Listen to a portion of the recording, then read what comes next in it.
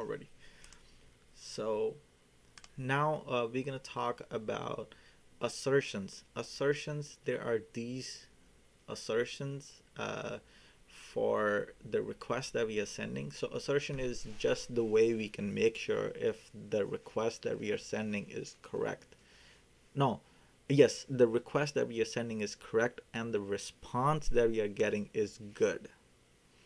Okay, so now the response assertion, we're going to add a response assertion. That means we want to see that if the response that we are getting is good or not.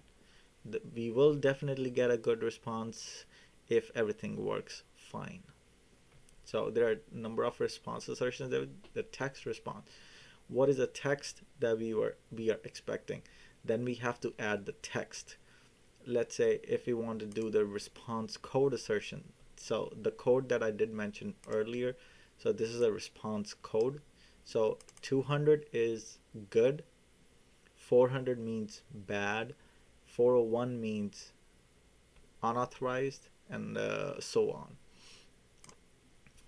So if we want to see if we are getting 200 or not, then we will use the response code. Then there is a response message if we are expecting some kind of a message. Depending on what exactly are we looking for, we will choose that specific option. Over here we can see if the response contains that we have a whole for example, let's say if we choose the text response, there's a big text that is coming in the response, and we are just looking for one specific word in that specific response, or one specific stuff in that specific response. Then we will say, okay, within that string or within the text response, see if the text response contains. So R matches, R equals, R is a substring of, is R is not equals to, R is not. That means, let's say if the text response is just true, we can say is not false. Or, so let's say if the response is this or is this. Okay, moving on. So for the simplicity, it is response code.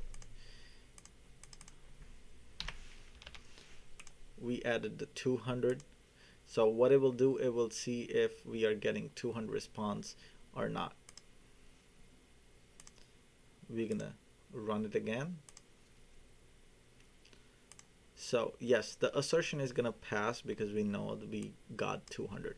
Now let's change it from 200 to 400 and see what exactly will happen. So now you can see like it did fail, and over here you can see the reason for the failure. The code expected to contain is 400, but whereas it was 200. It was 200. Okay, so similarly,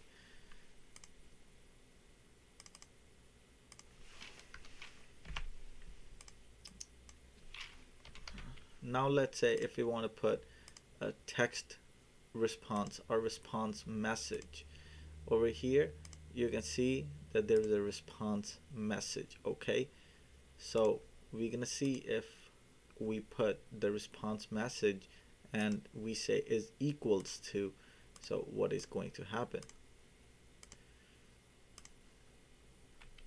So now you can see it did give us a error again. It says it is okay, which is a capital O, capital K. So, but it's comparing with okay, so it's a case sensitive. So you get the gist of it. So what exactly did we mean by this? Okay, so now we're gonna go back to response code. For the simplicity, we're gonna put 200 and save it and run it again. Okay, now All right, so there is one more thing that I wanted to mention. That is, a lot of times what happens is when we are putting the response assertions or um, any kind of options within the test plan or within the test group, uh, within the requests itself. So a lot of times uh, the the the indentation of those options are not the way we want it to be. So the way we can indent these options within the other options is we can just drag and drop. So if we drag and drop, it is going to indent in this specific option. Similarly, if you want to bring it out and make it generic, we can bring it out and make it generic pretty much on the test level. So this is what we can do here. Okay, now there is another thing that I want to discuss right now is over here we have a test plan, and over here you can see user defined variables. So over here you can define any number of variables. For example, let's say we want to define the host name. So instead of typing the host name on each and every request, right?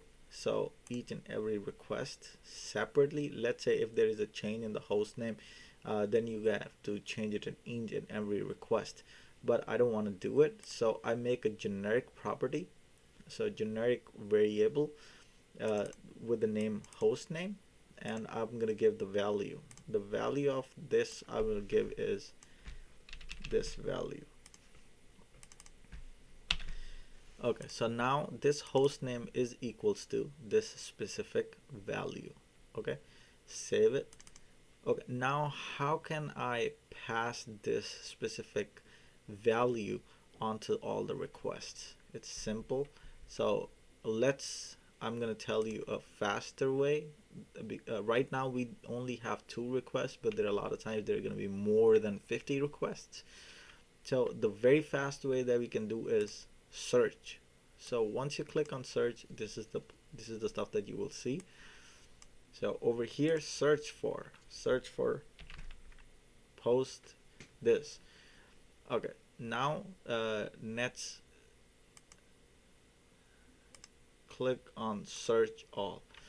It will highlight wherever it will see this specific word. Okay, now I want to do is I want to replace it by host name. So what is going to happen is it will, wherever it finds this specific word or this specific uh, collection of alphabets, it will replace it with this specific word. So in JMeter, if we want to pass the value of anything that we have defined, we have to pass it like this.